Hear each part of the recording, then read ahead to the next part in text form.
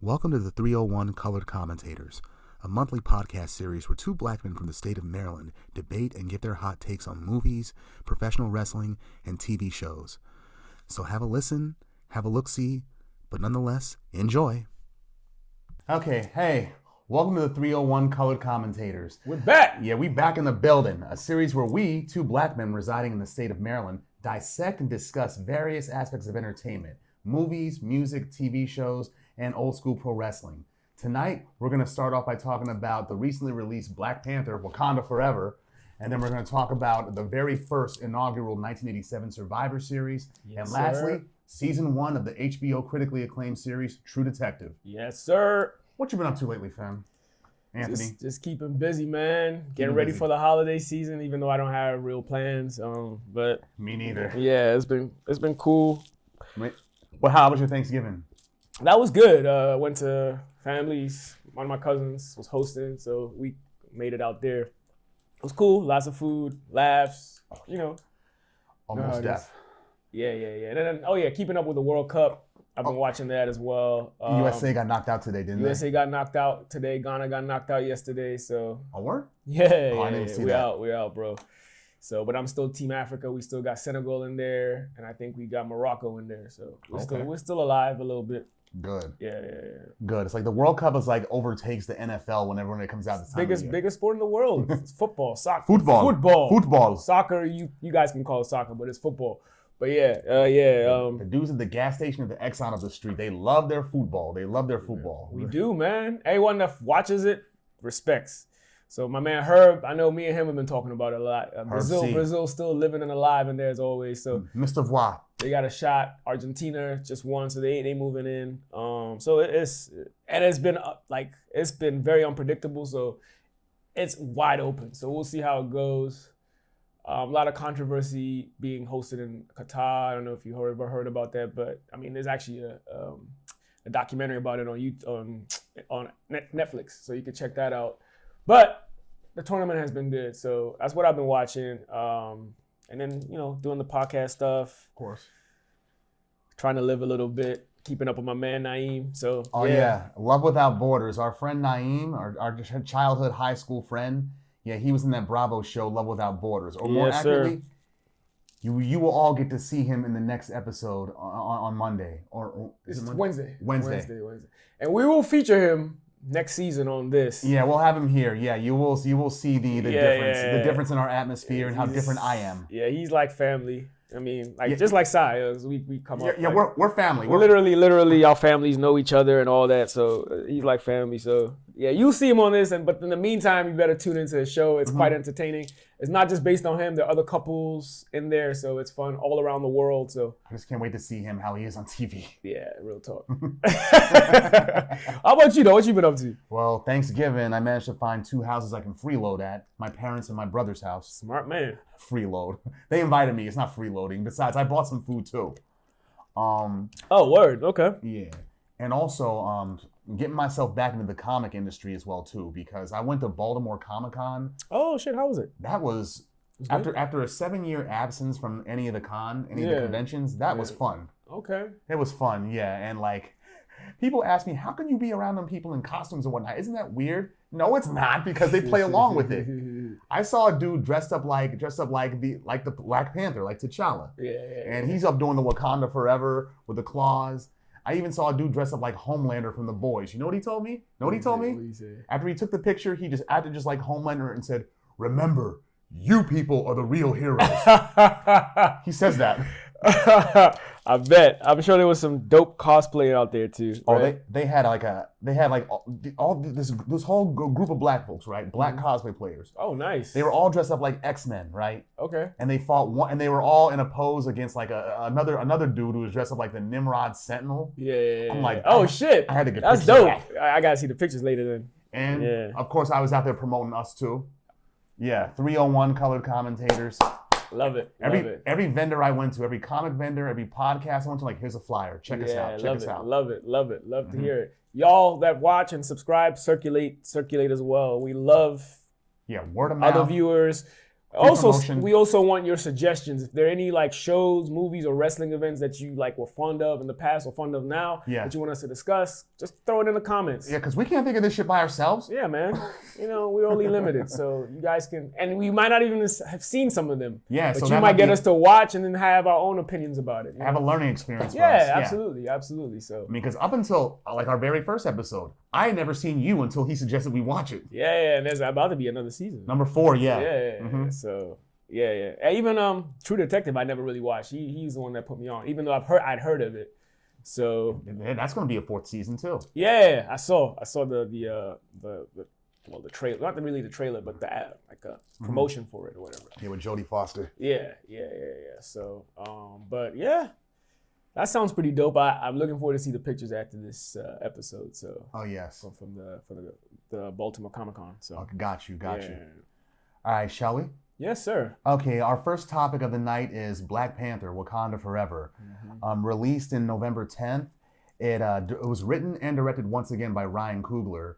And it stars Letitia Wright, Lupita Nyong'o, Danai Gurira, I hope I said her name right, Winston Duke, Tecna Huerta, Martin Freeman, Julia Louis-Dreyfus, and Angela Bassett. The plot? Okay, it's no secret.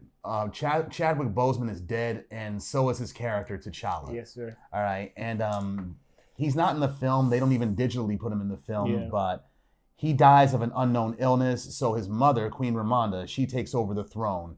And her, Shuri, and M'Baku, who was part of the Mountain Men, the Jabari, they're now included as part of Wakanda. They don't isolate themselves as much anymore. Yeah, and the Dora Milaje, the all-female Wakanda military, and they're fighting to protect the kingdom of Wakanda from intervening world powers after T'Challa's death. They got invading forces from around the world that's trying to get Wakanda's most precious resource, vibranium. And they have people try to sneak in the country and get embarrassed in court. Yeah. That was funny. That was funny. But the Wakandans have to defend their nation, especially when a mysterious Mexican civilization emerges from the depths of the sea. This was some tidbits. This was the final film of the Marvel Cinematic Universe Phase 4. And it was released in November 10th on a $250 million budget. It's grossed at least $700 million worldwide so far. It's dope. Yes. Always good when I see one of these kind of movies that grosses that much money. Especially with a black director. Man, I love that man. He's amazing. Amazing. After the first Black Panther, I was like, after that grossed $1 billion and all the critical acclaim it got, I'm like, okay, Ryan Coogler, they gotta let Ryan Coogler can write his own ticket now in Marvel. Yeah, he's a G for sure. And he's only he's only directed 3 films. Yeah. All of whom got Michael B. Jordan up in them. Exactly. That dude's his Bobby De Niro. Like Scorsese used De Niro. Yeah, facts. What else? By the time of Chadwick Boseman's death, Ryan Coogler was actually in the middle of writing a script, and he had already turned it into a draft. But another suggestion after Boseman's death was for Disney to shift their plans and have Shuri take on the mantle of Black Panther, which is what happened in the comics. Yeah. So that was accurate, no? That's accurate, yeah. Okay. And that's the angle they went with, and they didn't even want a digital double for Boseman. No, like a Tupac hologram. I'm glad they didn't do that. I'm glad they didn't do that. I'm kind of glad they didn't recast him either. Right. I mean, for someone like War Machine, where Terrence Howard was slated to be him. Oh, yeah. Okay. He was. He was Jim Rhodes in the first Iron Man, but then he ran his mouth, asked for more money. Interesting. And it's like, okay, goodbye. They moved him. And put Don Cheadle in his place. Instead. Oh, I did not. Actually, interesting. Okay.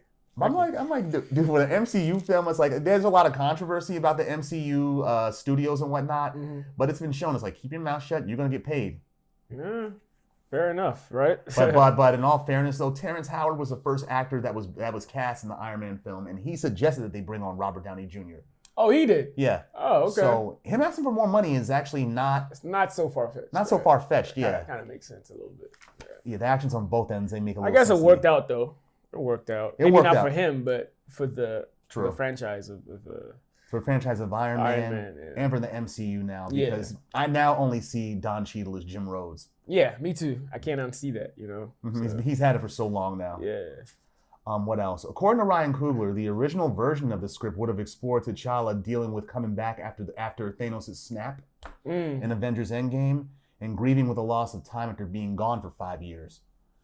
And this film, much like its predecessor, it does have social issues attached to them. Big time, yeah. Yeah, the most prevalent of which in this film right now is the feminist themes that were in the first film. Yeah. Like Nyong'o, she was saying that the film would Lupita Nyong'o was saying that the film would tackle beliefs, passions, loves, and arguments of their female characters to create what she called a robust drama. And she also felt that Wakanda is the world that they're striving to get to. Shout out to Lupita. You know, my parents actually have met her parents. Oh yeah? Yeah. She was we're like the same age. So if you put 2 and 2 together, I was born in Kenya. Mm-hmm. So when my dad was there as a diplomat, he had met her parents a few times at events. But apparently, like, due to like some political issues there, like her parents left the country and moved to Mexico, which is why she was speaks Mexican. Okay. But yeah, so like my parents have actually crossed paths with her parents, and she's actually like best friends with one of my very close friends from Ghana's younger sister. Okay. They both went to college here together. I think it was, I forget which school. Wherever they studied videography and directing and stuff. They were both. They were both there at the same time. Yeah, so they actually go on vacation and stuff together. But yeah, they're that close like that. So, but yeah, that's not really relevant to this. I just thought I'd throw it in there. It's a slam. We tend to do that. Yeah. But yeah. Shout out to Lupita. Speaking of Mexico, though, this film introduces Namor, right, who is Marvel's first mutant in the comics, technically, and the MCU, technically. Mm-hmm. And they actually use the word mutant in describing him. So, X-Men, you're next. I know. I'm looking forward to that, though, for real. And in attaching social issues to the film, in the first film, he did it with Killmonger and talked about the whole diaspora. And I don't think I've heard the word diaspora used as much until after that film. Yeah. Actually, I'm very aware of that word coming from my experience, but yeah. It became more prevalent, like the whole, the diaspora, the divide between black Africans and black Americans represented by Killmonger's character. And that term is also used not just us. For people like me, people that are African that go into abroad and kind of end up staying there. So we're called the Africans in the diaspora. Right. So that term is very familiar. I've used it quite frequently. So. And then there's the African Caribbean diaspora. Yeah. So it's used in different contexts, but it's a term that I've been very familiar with. But yeah. And in this film, they rework Namor. They rework Namor as part of the social aspect. Yeah. They rework him into a Mexican. Yeah. Like an Aztec, Mayan. Aztec, Mayan. Yeah, exactly. Mesoamerican. Yeah. Yeah. And his society, they can't say Atlantis in the film because DC and Aquaman, they already scooped that up as far as the film rights go. That makes sense. Yeah. So they reworked it in like an underwater Mayan Aztec society type of style, that's isolated from the rest of the world. Yeah. And a lot of the creative people on the movie, they work with Mayan historians and experts to portray it accurately. Yeah. And Coogler noted that the Talokan, that's what Namor's people are called in the film. Yeah. The Talokan, they're similar to Wakanda in that they're an advanced society that's actually hiding in plain sight. Yeah, pretty much, yeah. And they find themselves in conflict because they're not dissimilar. I mean, they prefer to be isolated and hidden. And they have monarchs who are incredibly powerful and have strong points of views about how their world should be. Mm-hmm. And with Namor, that's the social issue there was colorism. That's what I saw. I saw that too. His people are all blue because they ingested the heart-shaped herb that powers the Black Panther. And it affected them differently. They couldn't live on the land no more. They had to live in the water. But Namor, he doesn't have blue skin. He was born different. Yeah, he looks like a regular normal Mayan. He does. Yeah. Only he can breathe underwater. And he can survive on land. Survive on land and fly because of those ankle wings. Those wings on his ankle. Achilles looking things. I even now I'm wondering how they support his weight. Those little ass ankles. Great question. Yeah. That's hilarious. Good question though. But yeah. Yep. But I like the film. I thought the first film was better. Yeah. I think. But marginally, it was better. But I think it was marginal. Well, yeah, keep going. Not to interject. Go ahead. Yeah, I thought the first one was better. I mean, if Chadwick Boseman had lived and been part of this film, I think it would have surpassed the original. I agree. That I do agree. Because the dude could act. I mean, Anytime you needed I a agree with black historical figure portrayed on screen, call Chadwick He's Boseman. one of the best to ever do it, man. James Sure. Brown, Thurgood Marshall, Jackie Yeah. Robinson. Yep. That was another good one, yeah. And he wanted to play Black Panther. He prayed to get that role. Wow. And he got it. Yeah. I'm glad Rest he did. in peace, man. Great actor. But I agree with you on both ends with the colorism. But yeah, keep going. I'm also throwing my 2 cents in what I kind of observed. Yeah, it's gotten critical acclaim so far. There's going to be a third film, according to Ryan Coogler and Marvel Studios head Kevin Feige. Mm-hmm. There's plenty of praise for Coogler's direction. The action sequences were good, especially when the Tolokans, when they attack Wakanda. Yeah, that was ill. Yeah. The musical score and the tributes to Chadwick Boseman they showed throughout the film. I was glad they did that. Only thing I could say that I really didn't like, the runtime, it could have been a little bit shorter, like 10 or 15 minutes shorter. Mm-hmm. And who was it? The Ironheart. The college chick. The chick that played Riri Williams. Yeah, she's going to be, they introduced her in this film in order to lead into the whole Ironheart series where we got like a black female Tony Stark type of character. And that's cool and all, but she didn't need to be in this film the entire time. I agree. They over-integrated her. Yeah, they over-integrated her. I mean... That's one of the downsides for me about this movie. I think they could have kind of subtly used her instead of like forced... They kind of force-fed her into the whole thing. But as part of the theme of black girl magic, which I got nothing against. Yeah, I agree. I got nothing against it. But they could have been... There was a lot of black girl magic, even if they had kind of suppressed... I don't want to say suppressed, but like kind of like not have force-fed her character so much into the show or whatever, into the movie. But I agree with you 100% on that. I think they could have still introduced her without like totally forcing her throughout the whole script. Yeah, all she needed was 2 scenes: her intro scene and the chase scene. And that's it. Exactly. So, I mean, but it is what it is. For me, going back into like the social issue things, I think they were very strategic in throwing in some of the historical aspects with what's his name? Namor, yeah, like the history of, the conquistadors coming into Central America and like how they treated his mother. And she was banished into the water or something, or she ended up going into the water. She ended up going into the water to escape. Was it to escape the? That's all. They can only survive in water. Yeah. Because they took the heart shape. Yeah, and that they were kind of almost forced to take the heart shape for survival, based on the way the conquistadors were. They wanted wiping out their people. But it didn't work out the way they wanted it to. Exactly. So the animosity he had with humanity or us on Earth, kind of similar to, some of our like burdens with people of color, not necessarily just black people, but like you said, Hispanic, Latin Americans that faced a lot of like racist and slave or second-class citizen treatment. Yeah. That kind of thing. Which still goes on today. And even the aspect of them going into Wakanda and trying to steal like stealthily try to steal the vibranium and getting caught it still happens today in the third world. So I thought that was quite nice of Coogler to throw in there subtly, or not so subtly. I mean, if you got it, you got it. If you did it, you did it. But yeah. Another thing I thought was when I saw the film with Namor and the whole aquatic aspect, there are times in the film I'm like, am I watching? It's like 2 James Cameron films I'm watching. The Abyss like an Avatar. Yeah. I thought Avatar as well. Because of how blue they are. Yeah, I kind of saw that too. And the underwater city was beautiful. It was dope. Yeah, I'm like, it's like The Abyss. Like, Ryan Coogler, were you watching James Cameron films when you were writing this film? I know. Because it shows. Yeah. The story was solid, and there were definitely rewrites to it after Boseman's death. Okay, that makes sense. What else? Shout out to Lupita. She was looking good in that too. Oh, she was fine. Yeah. And they, the film is banned. Complexion, yams, everything. Beautiful ebony, onyx. They for sure. some what's it called? They don't show the film in China because of the same-sex relationship that one of the Dora Milaje had. Oh, yeah. Right.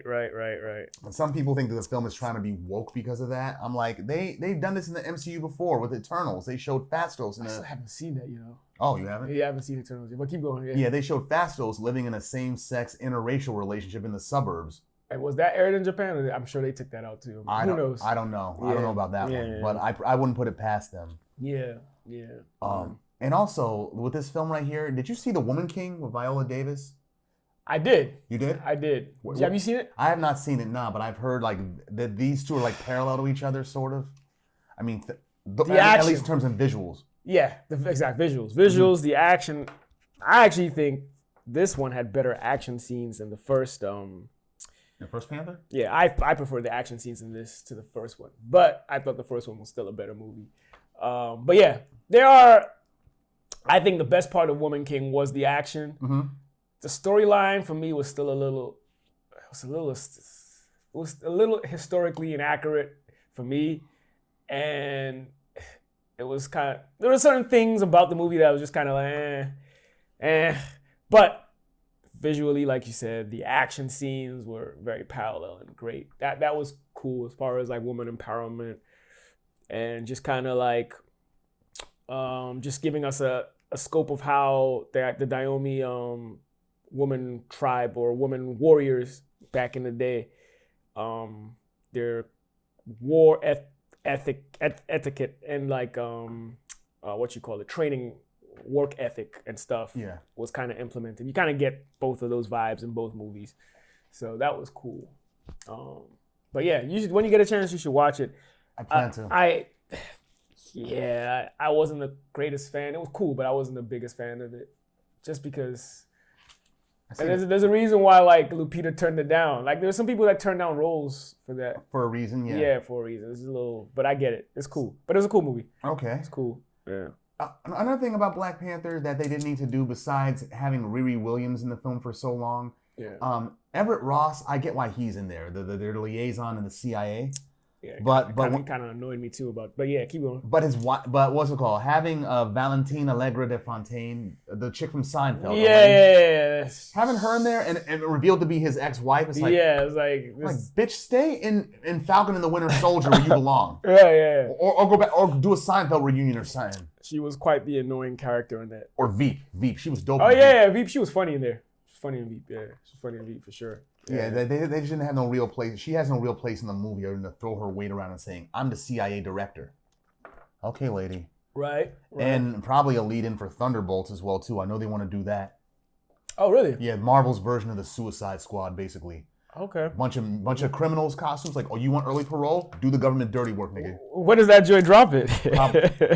That's so funny. Probably next year. Okay. Yeah, they want to do a lot of newer things. That'll be Phase 5, actually. Oh, okay. Because this is the end of Phase 4 with Black Panther. Black Panther. Oh, we're here for it, though. We'll be ready. Yes, indeed. Indeed. What else? Oh, for the Panther, fair warning, this is not a spoiler. There's no post-credit scene. There's a mid-credit scene, but not a post-credit scene. That's kind of true. Yeah. So don't waste your time. Yeah. I know the SOP for Marvel Cinematic Universe is to keep your ass seated the entire time, but just take it from me. Just watch the mid-credit scene and dip. Yeah. Well, unless you want to look at everything. Unless you want to get a dose of some waterworks, depending on how emotional you are. yeah, that's true. Yeah. That is true. What else? Yeah. What else? Yeah, Ryan Coogler, he's 4 for 4 with this film now. It's gonna gross over $1 billion, and I wonder what kind of deal he takes from the MCU. He needs like a long-term contract. I hope he does, man, because he's the movies that he touches, especially with the MCU, he kills it all the time. He needs to negotiate a nice little handsome contract for his ass. I hope so. Seriously. Get you like a Deshaun Watson type of $100 million deal, all guaranteed and shit. Yeah, exactly. Yeah, because what's it called? The Russo brothers, they can't be the only ones who are the most prominent directors in the MCU. Exactly. Yeah, they do good, but Coogler, you've proven you can do better. Right. Okay. And also, no. We talked about how much he loves Michael B. Jordan. That's his boy. Yeah. Hey, I'm not gonna do any spoilers, but I was gonna Creed talk 3. about. I was gonna talk about a scene in there but some people might not have seen it, so I'm just gonna keep it surface level, so they can enjoy the movie because I think a lot of people still haven't seen it. But I mean, some of y'all MCU fans, I know y'all saw him in What If. Oh yeah. Where they can just take a different version of yourself from a different reality and bring you back, but that's not what they did in this film. Yeah, that's not what they did in this film. I'm almost like, shit. We should. If you're trying to watch this episode, you might as well go watch the movie, so spoilers aren't spoilers. But yeah, so we'll put something in we'll put something in the bottom, but we didn't. Yeah, we couldn't say we really spoiled it. Yeah. I think we're nice, considerate. Yeah. Especially me, considering I'm known for spoiling. Real talk. Yeah. But I recommend you see it. I liked it a lot. I didn't expect much. I actually expected them to low key drop the ball because the first one was so good. Yeah, but it actually exceeded my expectations. I thought it was a good movie. High expectations, yeah. I mean, even though a lot of the films in for Phase 4 of the Marvel Cinematic Universe have been a train wreck for the most part, this one, Shang-Chi, and of course Spider-Man No Way Home, they've been the best ones. That was amazing. Yeah. Yes. Yeah, the TV shows have been straight too. Yeah, for sure.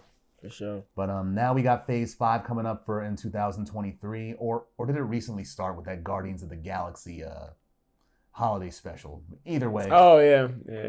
Either way, Phase 5, get ready for that. Yes, sir. And on that note, let's make the switch. Mm-hmm. Now we're going to talk about the inaugural Survivor Series, which aired November 26, 1987. In the late 1980s, here's some background. In the late 1980s, the WWF, the World Wrestling Federation, their main competition was the National Wrestling Alliance's Jim Crockett promotion.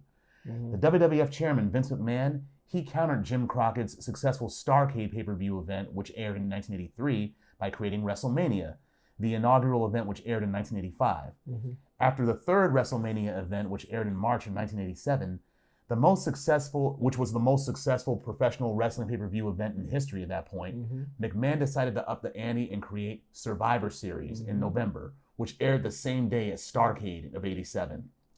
And I didn't even know that. Okay. And in order to create more of a buzz for himself and more advertising dollars, McMahon, he threatened cable companies who aired Starrcade instead of Survivor Series. He threatened them, saying, You're not gonna get on WrestleMania 4 if this event's a success. Yeah. You wanna jump on Starrcade's dick, go right ahead. But if this is bigger than that, don't come calling me. Yeah, 100. That's funny. Yeah, and most cable providers, they gave in to McMahon's threat, and only a handful aired Starrcade. Wow. And the people that went with McMahon, they made the right decision. That's gangster. Yeah. This was a good one. So. Yeah, Survivor Series is generally held in November during the week of Thanksgiving. And it's the second longest running pay-per-view event in the promotion's history, behind the flagship event WrestleMania. In addition to the pay-per-view, the event has aired on live streaming services in recent years, like the WWE Network back in 2014 and Peacock since last year, 2021. Yeah, it's considered one of the big 5 events of the year. WrestleMania, Royal Rumble, SummerSlam, King of the Ring, or rather Money in the Bank is what it's now called. Oh, they switched it? Yeah. Interesting. Okay. Also, what was it? Did you know the Survivor Series was down here one year in '95? In Landover, really? At the Capitol Center, yeah, in '95. I wasn't even here, so I couldn't have seen it if I wanted to. I moved here in '96. Yeah, where the main event was, I think, Shawn Michaels against Diesel.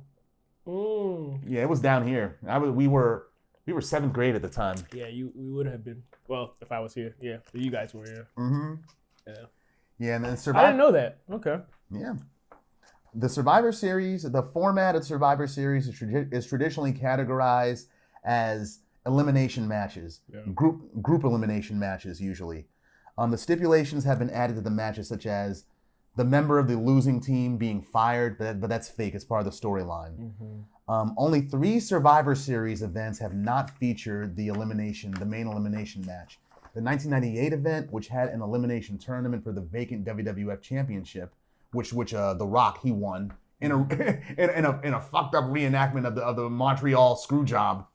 Damn, I gotta see that. I haven't seen that, but I gotta see that. That sounds funny. Yeah, that sounds funny. Yeah, man, he had The Rock had Mankind and the Sharpshooter. The McMahon and Shane McMahon come running down. Ring the bell! I'm like, you motherfucker. Wow. Asshole. Yes. What a jab that is. Straight jab, dog.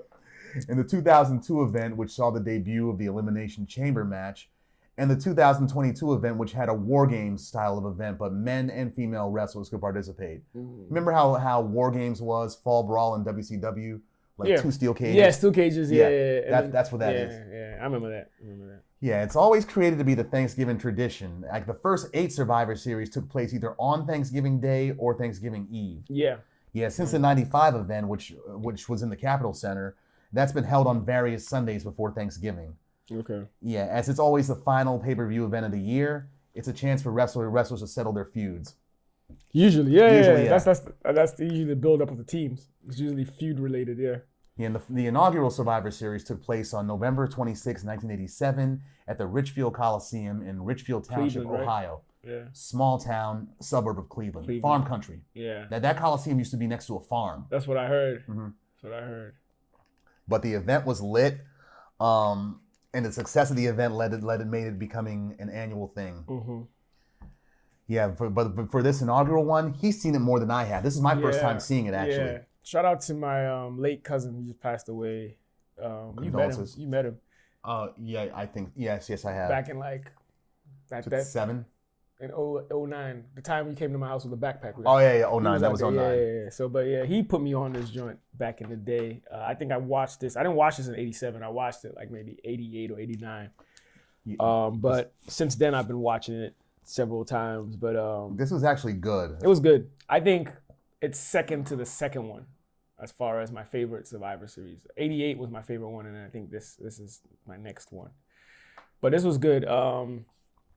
It features a lot of like the classic wrestlers that I enjoyed. Like my favorite era, the golden era, was like from late 87 to like mid 1990 was my favorite era of WWF. So a lot of the superstars were featured in this one and in the next sequel. One. Yeah. So. Oh yeah. But it was entertaining, like, and I think this was the pinnacle of WWF as far as all kinds of like integrated superstars, because it had, like, even the women's wrestling competition was high at this time. And that was the best match in here. Yeah, in this it was event, so good. Women's. The women's match was so good. It was better than I expected. It's like, it was your first time watching it, right? That shit was fire. Mm-hmm. That shit was fire. They came with it. Them ladies came with it. Yeah. I can't even lie. Mm-hmm. But yeah, being it was the first one, it was lit. The fans came. They brought it. It was loud as hell. Even watching it now. Especially the last match. It was the last match was crazy. They were hyped. They were so hyped. Yeah. I think that was the first time Andre had come back into the ring since WrestleMania 3. So like actually wrestling. He'd come, but he hadn't really wrestled. Okay. So that's why like the fans were like really hyped for that match. Good reason. And the promos were so cocaine infused. All of them had to snort some lines. The way they were like clapping each other. Yeah. Those promos were crazy. That's not just you acting. You on something. They even did promos with a 10-man. Like all the teams were there. All the teams. Yeah. That shit was crazy. It was just. Yeah. It's a good one. What was the first match? Savage. The first match, the Macho Man, his team. They didn't have captains per se. Yeah, back then they didn't have captains. Yeah. But the first match, it was faces against heels, of course. That's the format back then. Yeah. So for the first match that set the tone for the event, it was a Macho Man, Randy Savage, who was a face at this point. Yeah, he just recently switched. Ricky the Dragon Steamboat, his former rival. Brutus the Barber Beefcake, he just got into his barber gimmick, and Jake the Snake. And Jake the Snake Roberts and Hacksaw Jim Duggan. Miss Elizabeth accompanied them down to the ring. Yeah, that's a pretty stacked team. It is. Yeah. And for their opponents, they had the Honky Tonk Man, the IC champion, King Harley Race, who just got the King title back, Hercules Hernandez, Dangerous Danny Davis, and Outlaw Ron Bass. And then the managers in their corner were Jimmy Hart and Bobby the Brain Heenan. Yep. That match was okay. It was a mismatch, as you could tell by how it ended. Hunky was outnumbered. It was like 3-1 by the time he was done, right? And he counted himself out just to get out of that. Yeah, he was like, I ain't get my ass whooped. He ran away. I'll take the count out. Yeah. I'm still the champion. I'm gonna leave. And the survivors were Macho Man, Jake the Snake, and Ricky Steamboat. Yeah. Yeah. And Ricky Steamboat was on some like this is my first time I'm actually it's acknowledging to me. He's on some Bruce Lee. Yeah, he was on some like martial arts. Bruce Lee. Like, are you high too? Yeah. That part of his gimmick definitely went away when he came back the second for his second stint in the WWF. Yeah. Even in WCW, he wasn't all about. When he went to WCW, he wasn't all about that. They dissed him during his second stint in the WWF. With that dragon, with the dragon thing with blowing the fire. Blowing the fire, yeah. Yeah. They all came down individually for this match, not as a group. Yeah. And the colored commentators, Jesse Ventura and Gorilla Monsoon. The GOAT. The GOAT. They were having fun with this. Jesse came down with that pilgrim hat on. Yeah. He always, at least for the first two, he always came out as a hippie. Well, most of the time he came out as his outfits was just like loud, disheveled and loud. Yeah. Like a straight hippie. Mm-hmm. He always in contrast to more conservative Gorilla Monsoon. Yeah, exactly. And one thing he said during the match, he said that's your strategy, isn't it, Body? Yeah, that's right, Gorilla. Win if you can, lose if you must, but always cheat. Always cheat. That's the GOAT. The GOAT. Ventura, he was a beast. He's the GOAT, dog. Mm-hmm. Yeah. The second match, this was the best match in there, the women's match. Yeah. They had Sensational Sherry, who was the women's champion. Yeah. The Glamour Girls, Lalani Kai and Judy Martin. Were they the tag champions? Or they were the tag champions. Shout out to them, because this is how you know I'm like a big fan. I have cousins that I call, there's like all female cousins that actually kind of, one of them resides in California, the eldest one. But I call them the Glamour Girls. It was from this. I got the name from this. So like, whenever I hit them up or like text them or say what's up, I was like, Glamour Girl number 1, how you doing? So yeah. Oh yeah, and shout out to that Netflix show Glow, the Glamorous Ladies of Wrestling, which talks about. Oh, I heard about that. I haven't seen it yet. Which basically like talks about the women in 80s female wrestlers. Yeah. For this one, they had the Glamour Girls, Donna Crisanello and Dawn Marie. Not the Dawn Marie that came out later on, a different one. Okay. And they had Jimmy Hart in their corner. And for the faces, they had the Fabulous Moolah. Can't believe she was a face. Me neither. She's been a heel like literally her whole career, but by this point she was a face. Yeah. What's it called? Rockin' Robin, sister to Jake the Snake. Mm-hmm. The Velvet McIntyre, the Irish Canadian. She ended up winning the title later. She did? Yeah. She was actually all right. From Sherry. I think Sherry won it back again, but. And last but not least, Itsuki Yamazaki and Norio Tateno, the Jumping Bomb Angels. Best part of this match. They were awesome. They were like the Rockers of women. Yeah, they were. But they had such an explosive style, Japanese style. Yeah. They were nice. And they made the match, literally. They did. The high-flying shit. They could sell getting injured, too. Mm-hmm. And that in-sync moves that they made, like the Rockers. No, they were sick. They were good. They were sick. They were tag team specialists. Yeah. I wonder if they ended up winning the title later from the Glamour Girls. I hope they did. I mean, because they deserve that. They killed that match. They did. They got a standing ovation because of that shit. Yeah. It was the best match of the we're not even exaggerating. The women's match was the best match of this whole event. They came with it. I mean, Sherry yelling in the corner the whole time. That could be a bit annoying. But she could wrestle. Yeah, she could. Yeah, Sherry Martel could wrestle. She could wrestle. Definitely. Yeah, Velvet McIntyre, she was good. Yeah. Like all these women were seasoned wrestlers. They were good. Yeah. They were good wrestlers. Like I can't lie. And that speaks volumes considering like the kind of superstars or male superstars that were involved in the other matches and how women are perceived in this business, and for them to steal the show, it's crazy because WWF or E, whatever you want to call it, we say F, because we're from that generation. Mm-hmm. They didn't even sell this event with the women. Like when they talk about it, like they didn't. The males got like top billing for the most part. Yeah, but when you watch it objectively, it's a no-brainer. The women's match was by far the best. Was the best one in the event. Yeah, Jumping Bomb Angels. That name is ill. Yep. They ended up winning the match too. Yeah, they were the sole survivors. Yeah. So check that out if you haven't. And they're so traditionally Japanese. They bow to each other. And the audience. Yes. You bringing back memories, man. I love that. Shout out to Ivan because we used to fuck with this show. Mm-hmm. We used to watch Survivor Series. We actually had our own tag team too, me and him. Yeah. We used to call ourselves the Space Hawks. Space Hawks. The Space Hawks. Silverhawks. Yeah. Like the cartoon. Shout out to the Space Hawks, man. In the 80s, teenage boys that were fans of pro wrestling, I know guys that were that old back then, Yeah. they used to say we used to call ourselves the Four Horsemen. Ha! Shout out to the Forest, but yeah. They love flair. We used to make titles and everything, man. Oh, yo, us too. Yeah. Like cardboard, we just like try to draw the WWF we logo would on them. actually like make titles. So we'll have cardboard and we'll get like old tin, like colored tin, and like mold it or cut it up so it's circular and like glue the tin part so it actually looks like a belt. Yeah. Or before that, we'd steal.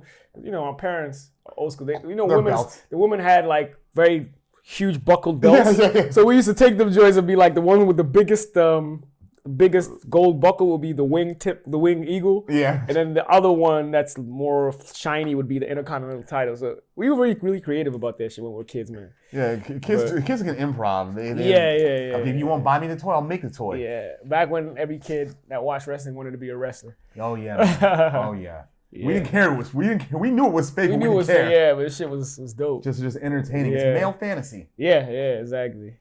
What was the third match? Oh, the Hart Foundation. 10-man. The 10-man. This is this one. The inaugural 10-man. We got what's it called? We had a all women theme. Now we got a tag team theme. Yeah. This one had the Hart Foundation. That's Bret the Hitman Hart and Jim the Anvil Neidhart. Mm-hmm. The Islanders, Haku and Toma. They had just turned heel because they came in the WWF as faces originally, and they turned heel and joined Heenan. They were underused. They were a really good tag team. Haku was a beast, man. Tama too. Tama was a lot more athletic. Haku was like the stronger of the two. Was Tama was a what's it called? Was he related to Rikishi or one of them? Yeah, he's in that circle. Samoan, yeah. Yeah, because he looks it. Yeah. Well, it's the Bolsheviks, Nikolai Volkov, and Boris Zukov. Demolition, Axe and Smash. So they were still kind of fairly new at this point. They were fairly new. They were heels. These are all heels. And lastly, the Dream Team, the new Dream Team, which was Greg Valentine and Dino Bravo, because they broke up at WrestleMania 3. Yeah. Him and Brutus Beefcake. Beefcake, exactly. And the managers in their corner were Johnny Valiant, the Doctor of Style, Slick, Jimmy Hart, Bobby Heenan, and Mr. Fuji. Yep. The opposition was the Strike Force. I hated them. Girls in Cars. Yeah, I fucking hated them, dog. They were the tag champions at the time. I fucking hated them, dog. God. The Young Stallions, the Fabulous Rougeau brothers. The Young Stallions with Paul Roman and Jimmy Powers, muscleheads, Italian muscleheads, and they had the Fabulous Rougeau brothers, the Canadian boys. They had just turned heel as well. They came in originally as faces. They were faces here, right here. Oh yeah, they were faces here. Yeah. So they turned heel soon after this. So Jacques and Raymond. And the Killer Bees, they were actually a pretty good tag team as well. Jim Brunzell and Brian B. Blair. Triple B. Yep, they were very agile. They were kind of like the Rockers before the Rockers, but not as in sync. That's a good way to put it. Yeah, and then one of my favorites, Davey Boy and Dynamite, the British Bulldogs. With Matilda. Very, very, very good tag team. Yeah, the Dynamite Kid, we spoke about him before. That dude was an animal. Yeah. Very, very good tag team. And especially in that era, they were one of the best. The tag team, this era had a lot of good tag teams within there. Yeah, I think this was the best tag team era ever. Like between late 87 to like 92 or 91. It's when the tag team was this, and then the Intercontinental competition. Intercontinental competition was the best between 86 to 88. Because everyone involved was like legit. Oh yeah. That's why I always say Honky was the greatest of all time, because he wasn't fighting scrubs, even though he was cheating. Yeah. He was not fighting scrubs. He was fighting like Tito Santana, Macho Man, Jake the Snake, Hercules. People that can actually wrestle. Yeah, like he was beating these. Like, I mean, he was cheating.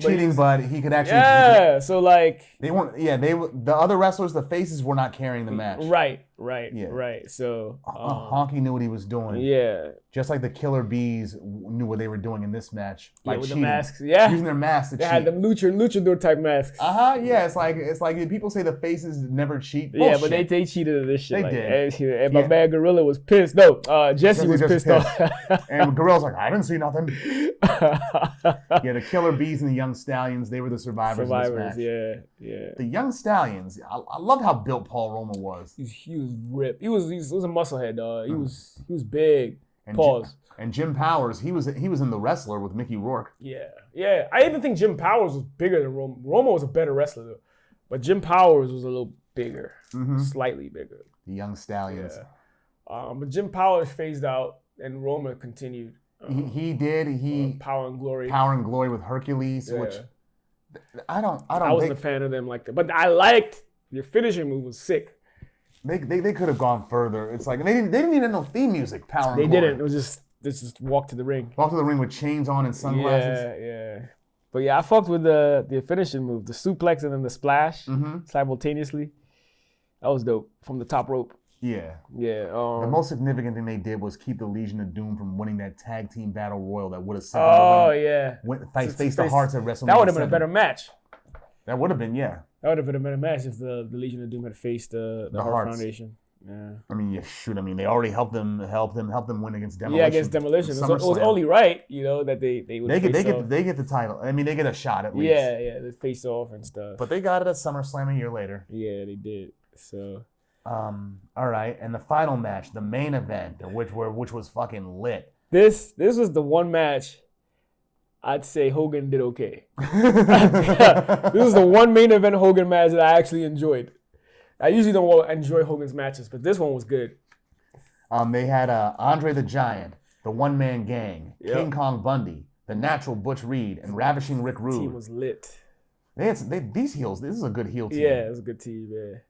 And their managers in their corner were Slick and Bobby Heenan. Yep. Against Hulk Hogan, Mr. Wonderful Paul Orndorff, the Magnificent Morocco, or was he the Rock at this point? At this point, he was the Rock. Okay. Dog, did you see how ripped he was in this? He had gotten his steroid use had increased by this because at this point he was messing with Jimmy Graham. Yeah, he was, and plus what's it called? The way he was sweating and whatnot. Yeah, like veins was popping out of his shoulders. Yeah, he was a big dude too. Pause. And Ken Patera and Bam Bam Bigelow, who had Oliver Humperdinck in his corner. It's a good team too. And the promo before the match, before they all walked out to the ring, especially the good guys, it was like, y'all.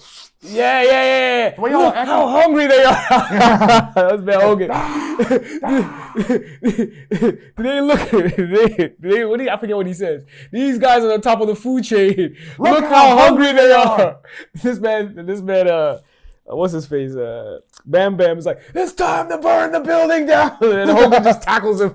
Yeah. Like, these motherfuckers, I don't know how much coke they done, but they are on one. Yeah, however much y'all did, it was enough to get y'all through the match. That promo was, in fact, that promo, you can find it on Instagram. There's some wrestling. Oh, yes. Some wrestling platforms that have that. Because that promo was very, very significant. Like, it was very, very prominent and significant how, like, lit they were. Mm-hmm. It was used as like a guide for like other people's promos, similar to like how the Macho Man and Ricky Steamboat's match in WrestleMania 3 that became an influence for later wrestlers. The promo like leading up to the match, right? The promo and the match itself. Yeah, it makes sense.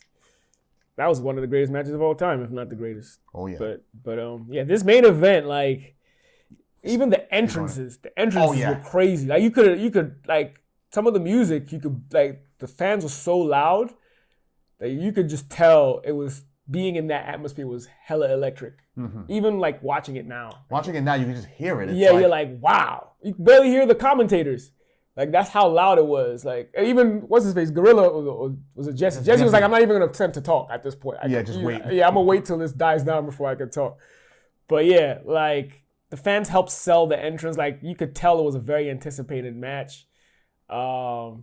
Hogan was lit for a change. I mean, he's always lit coming into the ring, but like... And he came down individually with his own theme. With his own theme, yeah. They always do that for him, always. What's his face? Paul Orndorff had just become a face, so... Yeah, he dropped Bobby Heenan. Yeah, people were like, still weren't sure if they could trust him, but he did all right. Yeah, because they were him and Hogan were friends before he became a heel, and now he's a face again. Yeah, and I think he had just began his feud with Rick Rude about who has the best body in wrestling at this point. Rick Rude. Yeah, so...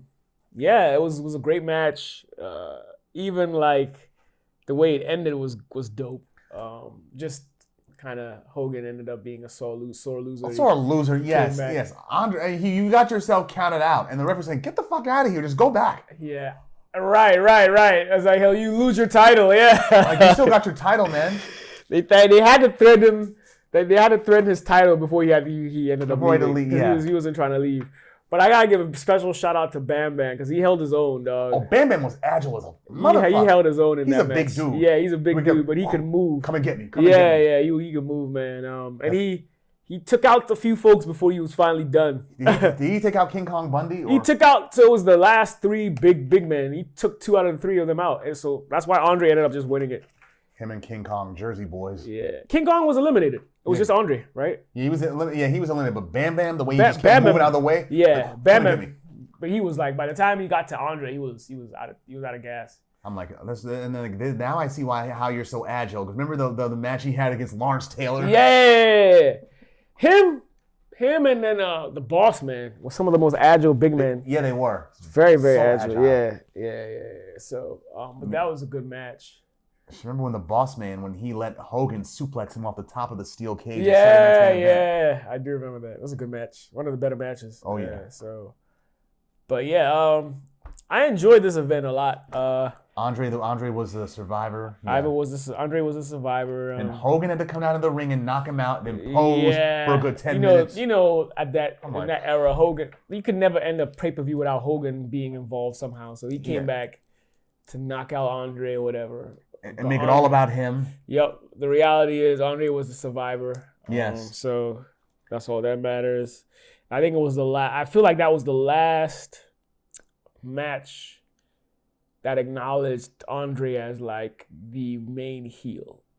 Because after that, he was slowly being phased out because of his health. Yes. Mainly because of his health. But that was like the last. That was almost his last. Which is why they partnered. Hoorah. Which is why they started to partner him up with Ted DiBiase, the $1 Million Man, to help him carry the match. Yep. As heels. Yep. The Mega Bucks. Yep.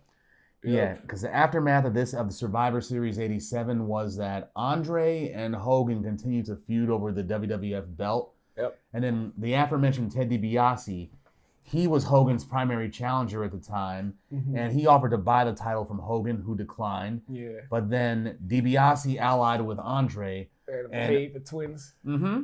And when he beat him on Saturday Night's Main Event, he promptly bought the belt from Andre, and Jack Tunney just vacated the title after that. Yeah. That was the shortest WWF title reign in the company's history. 14 seconds. Yeah, I remember that. So, and that's what led to the 14-man tournament at WrestleMania 4 with the winner, Macho Man Randy Savage, winning the vacant title. Yep.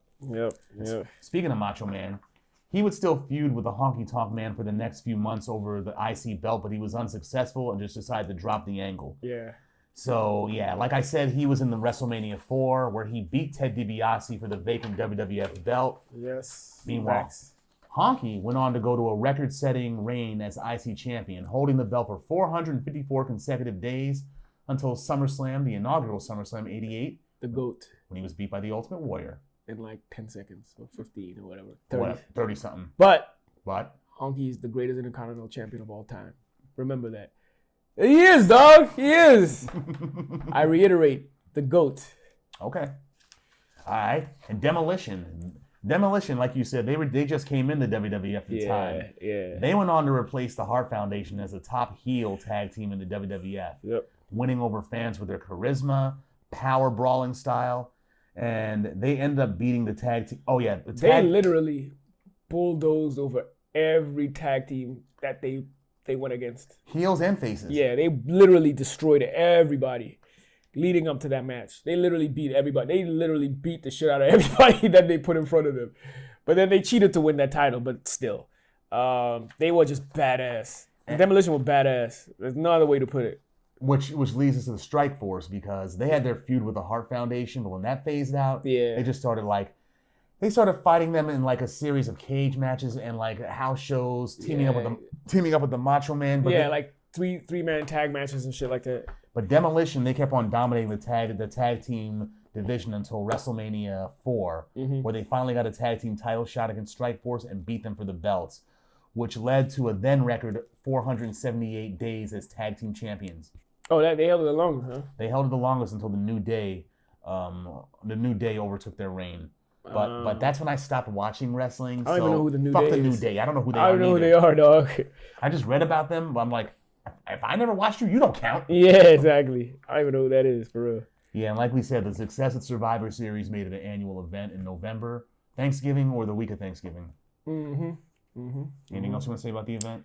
Nah, it definitely set the stage and the precedence for a series of great Survivor Series to come for years, for a couple of years. And then it got a little, when they took out the whole traditional tag team, it got a little... Yeah. And they tried to bring it back, but it wasn't the same. It wasn't the same. Nah, I mean, and Survivor Series is a lot of controversial like events, like Survivor Series 1990. That was the first appearance of Undertaker. Yeah. And the gobbledygooker, who was one of the Guerrero family members dressed up as him. Yeah, you did tell me that. Yeah. And they couldn't even sell the gobbledygooker neither. Fans were booing. Shit was stupid, man. But the theme music was dope. Yeah. You definitely did this thing with Mean Gene. Yeah, the hoedown. Yeah.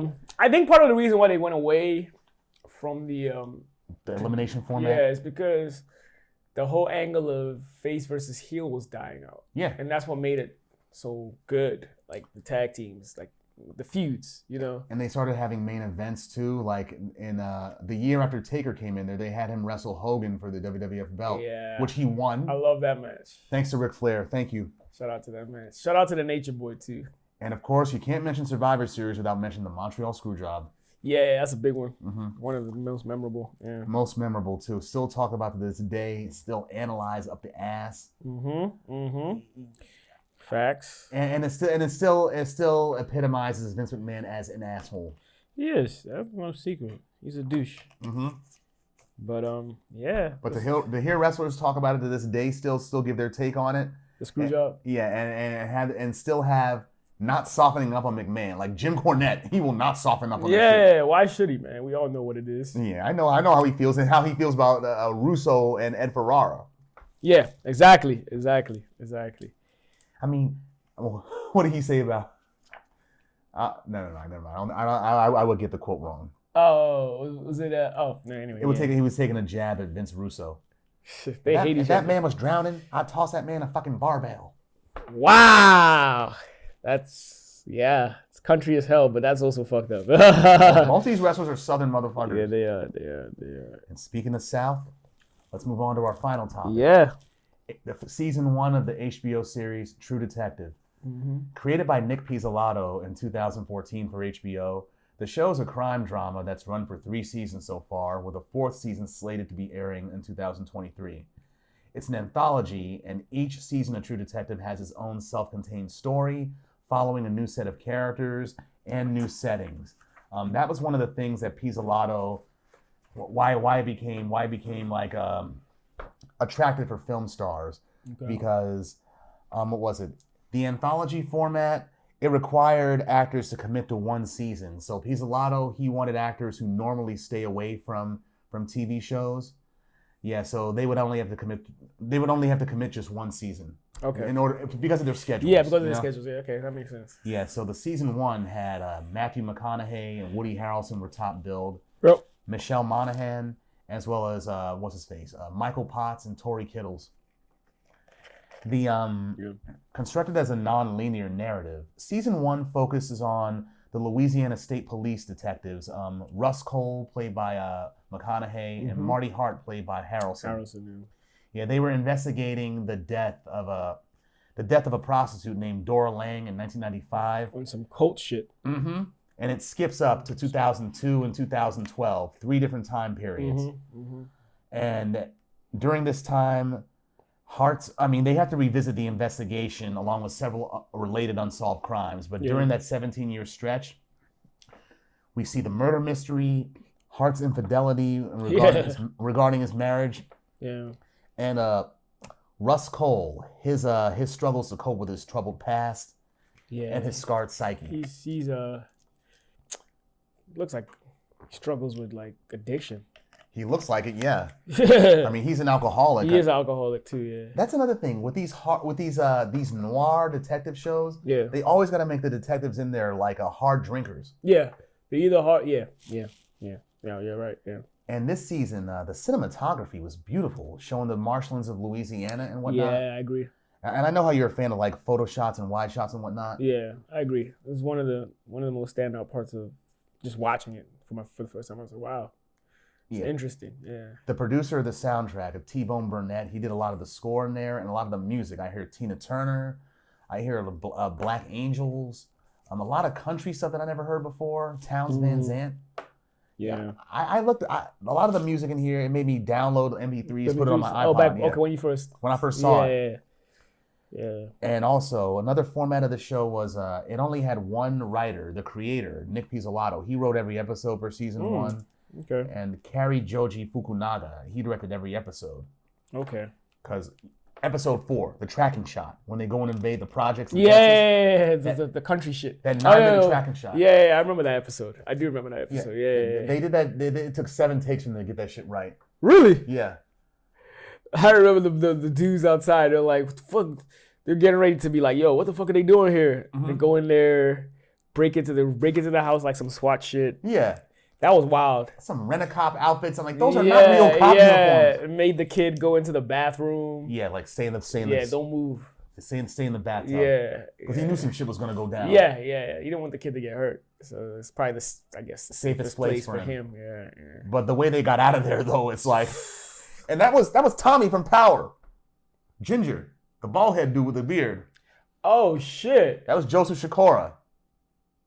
I don't even think I noticed that. Yeah, that was Tommy.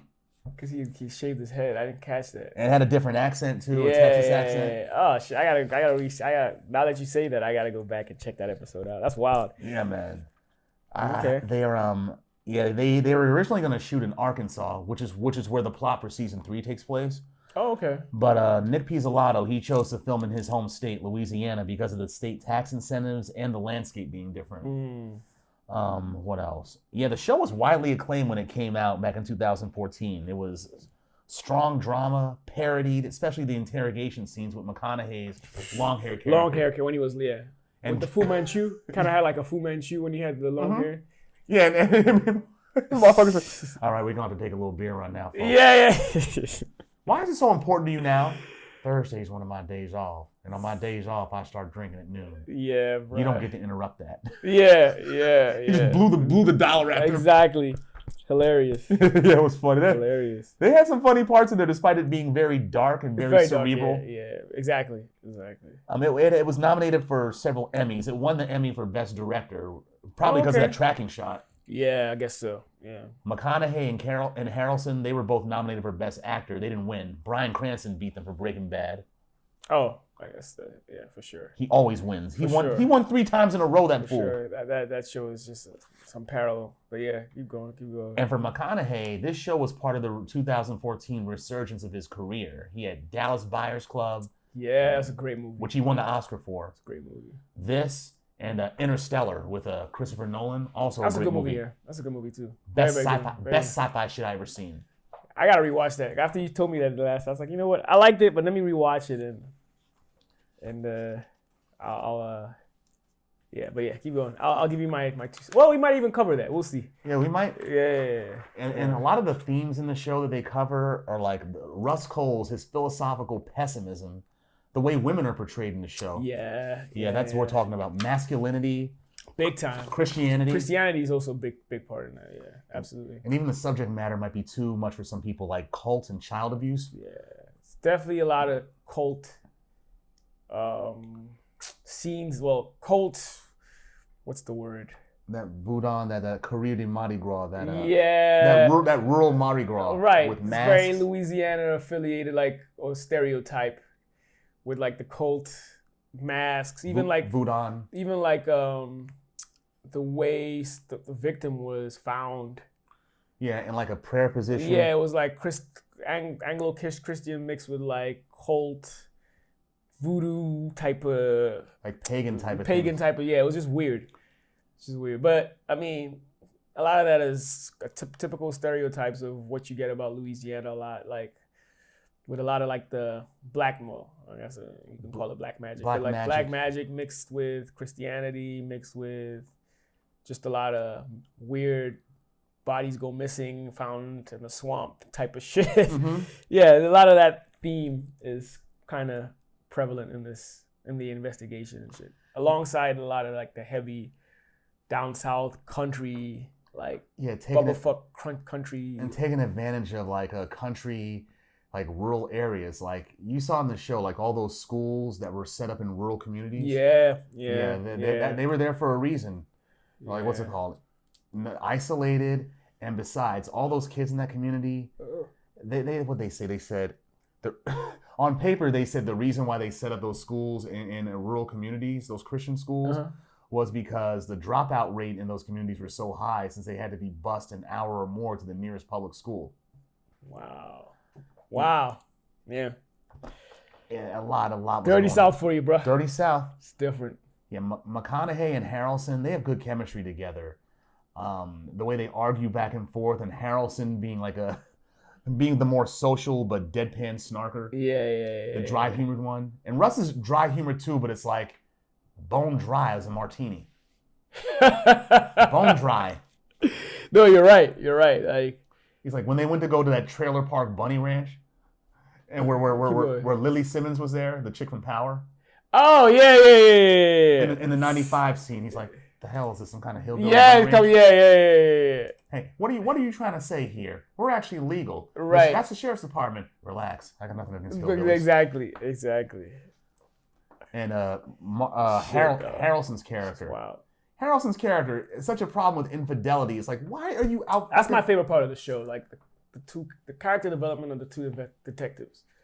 I thought that was interesting. Like how they had their own demons as they were actually investigating. And they come out, especially for Harrelson's character.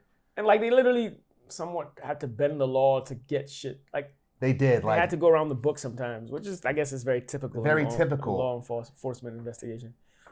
And also like the '95 scene, right, where they have to go off the books and lie about it to their bosses. And Russ has to get that coke out of the evidence room. Yeah. And he's like, it's like, what you they really should have a better system for this. Right. I'm like, yeah, where the fuck are the cameras? Why is there nobody? Apparently that changed over time. But yeah, back then it was actually so lax. That scene was apparently very common in law enforcement at the time. Like they'll like. They were so lax. Yeah, they'll steal like evidence and do whatever. Maybe either they'll sell it or they'll use the evidence. Or they'll use it to cover their ass. I expect that in like the NYPD, the city level. Yeah. Where it's like the cops, they'd have somebody watching the room, but he wouldn't really care. He's like, go ahead. Yeah, exactly. But here, they don't got nobody watching the room. They just have one guy with the key. No cameras. It's very common. And the reason why I know this is because, when now watching it now versus probably when you watched it, at the end of the show, they would have like a recap from like the directors, and then one of the directors or whatever was like, yeah, that was very common in law enforcement at that time, even on the state level. Yeah, but like it's changed a lot now. Obviously, the security is heightened and stuff. But it's got to be, like a lot of like the investigators used to get away with that shit. So that's wild. And battling demons too. Hart's character is like, how are you gonna get crazy jealous of your jump off? Did she suck your dick? Yeah, no. A little bit. All right, no problem. I'm not crazy. I'm like, if you gotta say you're not crazy, you are. Dog, this jump off, bro. Alexander Daddario, Miss Fan Service from White Lotus. Yeah. Season 1. Season 1. Even when she did that scene, in right, that's right. Where she had him tied up. Yeah. And she stripped down. She joked on Twitter talking about, because Obama was president at the time and was a fan of the show. Oh, you actually liked it? Okay. Yeah, she's like, even the president has seen my boobs. we all have. And plus, as a testament to how how they wanted to make things as far as the time goes. Yeah. Even how she looked was a testament to how the time. And I say that because she had a bush. Objectively speaking. You like bushes, sir? I don't mind them. You're a grown man. Yeah, I mean, I'm spoken like a true grown man. I'm just saying, they nowadays you don't see that in any kind of thing. In '95, that was a thing. Is what I'm saying. Yeah, for sure.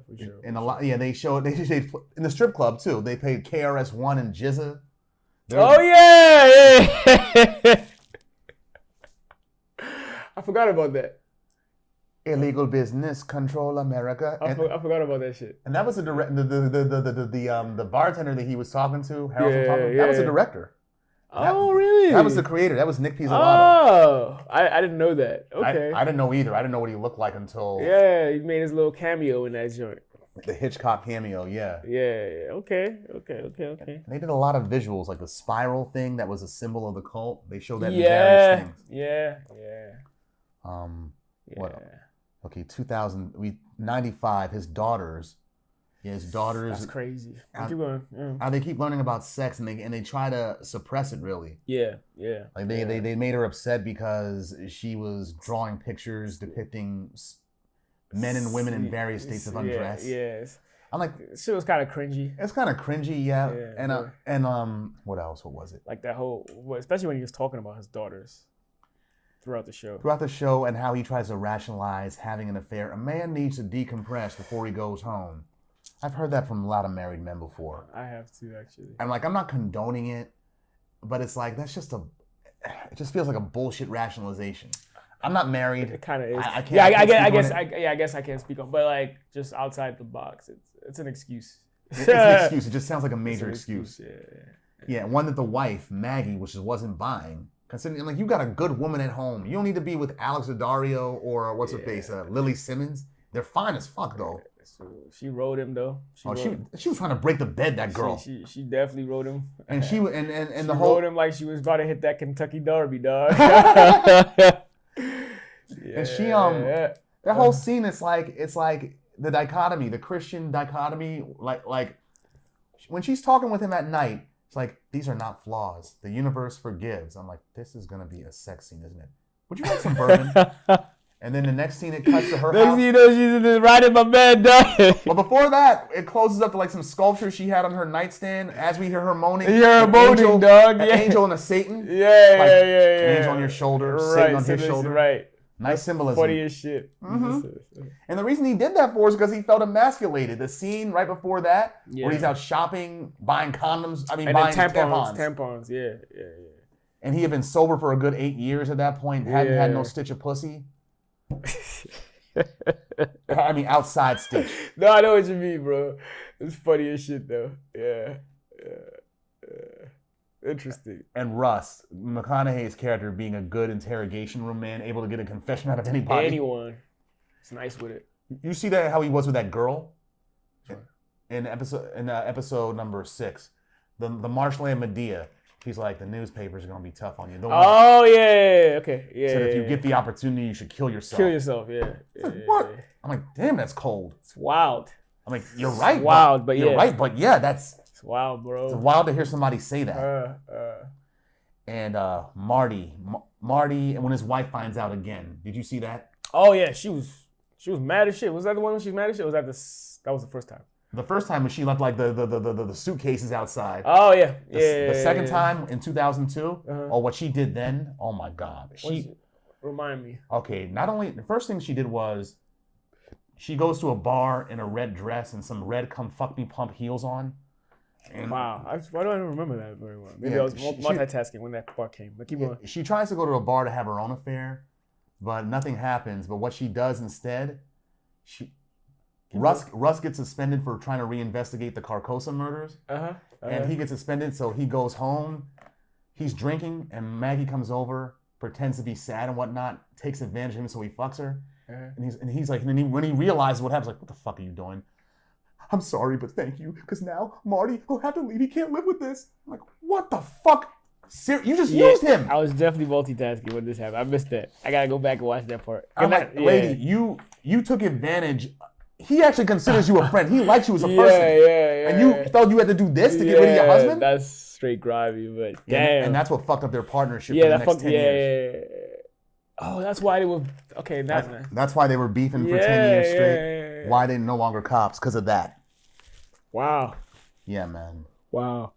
Yeah, I definitely was doing something when that scene came on. So. I was waiting for McConaughey and Monahan's character to get it on. I was waiting for it since the first episode. Because when he was at dinner with him in '95, and he revealed, I had a wife, she died, and she just perked up like, I'm so sorry. Translation, I'm gonna fuck you later. Yeah. Pretty much. They portray women like cattle in here. Up Yeah, until her You're right, action. though. You're right though. Up until Maggie's action, Monahan's character's action, Uh-huh. she was actually the most level-headed female character on the show. On the show, right?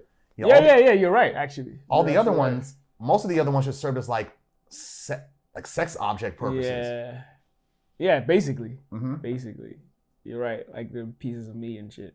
And the first girl that he was having an affair with, right? When she came over to their house and revealed it to Maggie and their daughters. In their presence, yeah. Yeah, it's like she came to our house. Our daughter saw her. Yeah, She was disgusting. Yeah. I'm like, the bitch came to your house? That's grimy. Yeah. Well, then again, you did it to her.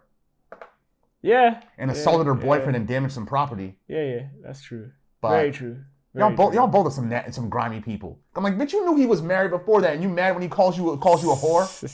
Like, what did you just call me, you fucking wet noodle whiskey faggot? Fuck. Yeah. I will skull fuck you, you bitch.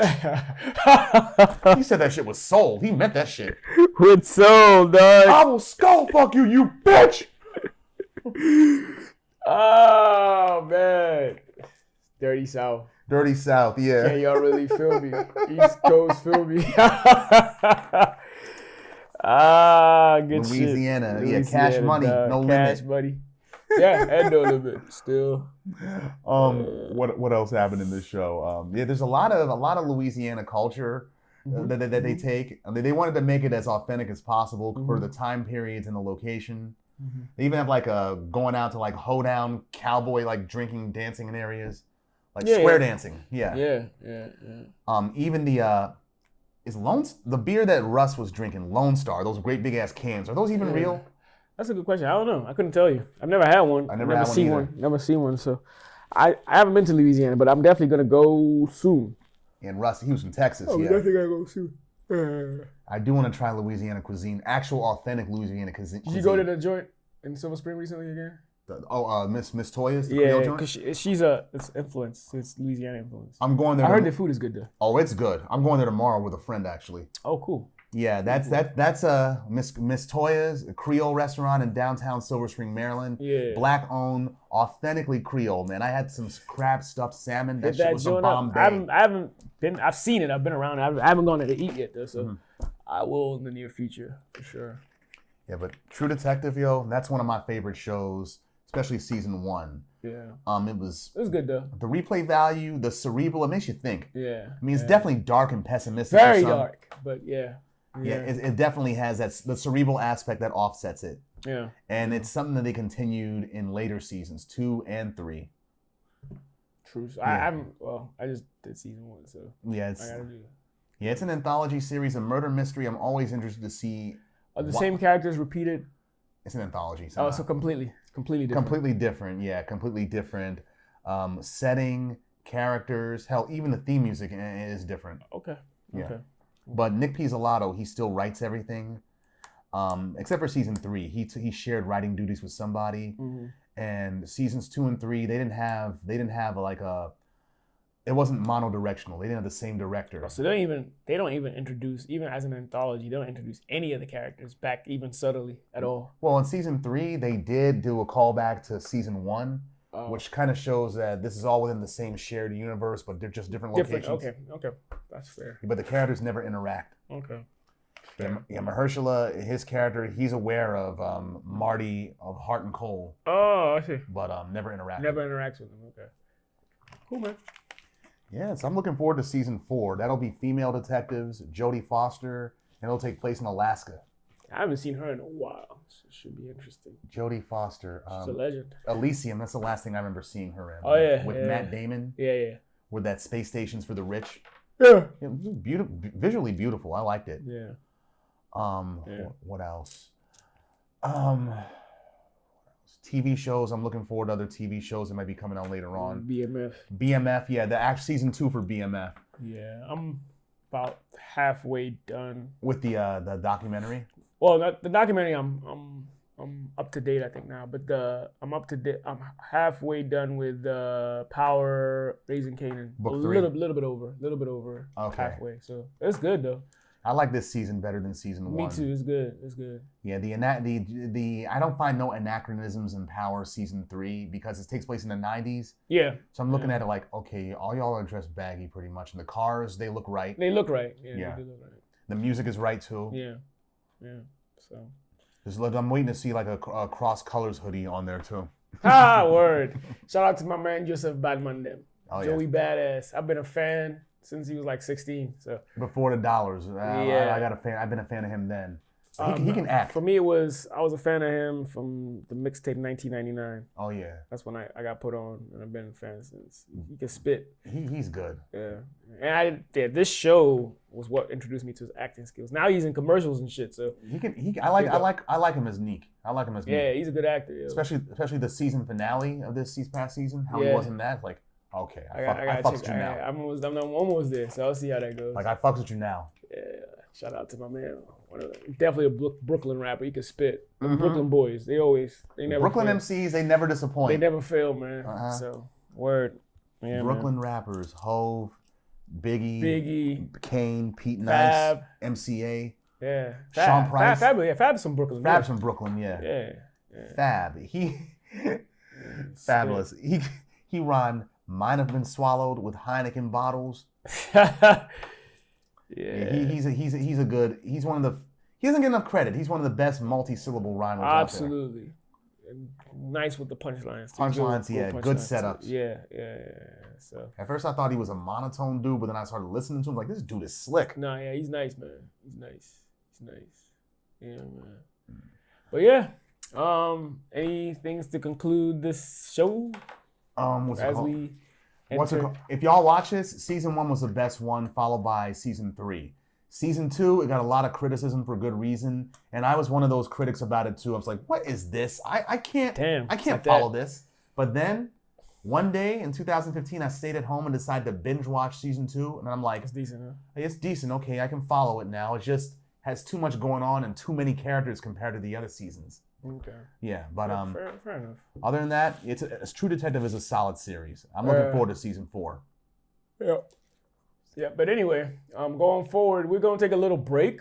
Oh yeah. So this will be our last episode of, I guess, season 1. Yes. We're gonna go back for maybe a couple of months, not too long. We're not gonna be out too long. We're gonna review this, brush up on things, see what we can improve on, and come back with. And we welcome suggestions too. There you go. We're gonna be absent for 2-3 months. So in the meantime, circulate the product so far that we have, and then also give us your suggestions on what you want to see going forward into season 2. Yeah. Shows, movies, wrestling events. Or even a format, shoot. Yeah, exactly. We'll take criticism and praise. Yeah. Things that you did like or didn't like about season 1, let us know. Because we're all about improvement and giving you a better product. So, let us know. We won't be gone for too long though. So. No, we won't be gone for too long. We'll be giving you some things in the meantime, between time, via our social media pages, and maybe even some snippets even here on YouTube as well too. Exactly. So you guys won't forget about us. Exactly. We ain't forgetting about y'all. Absolutely. We love y'all, man. We love y'all. For sure. So yeah. So as we depart for now, make sure you enjoy your holiday season. Stay safe, stay loved, stay blessed. And stay away from Mariah Carey songs. Whoa. Yeah. I'm like, what's about? She's my celebrity crush, but even I can't stand that song. It's inevitable, bro. You can't avoid it. You can't avoid it. But yeah.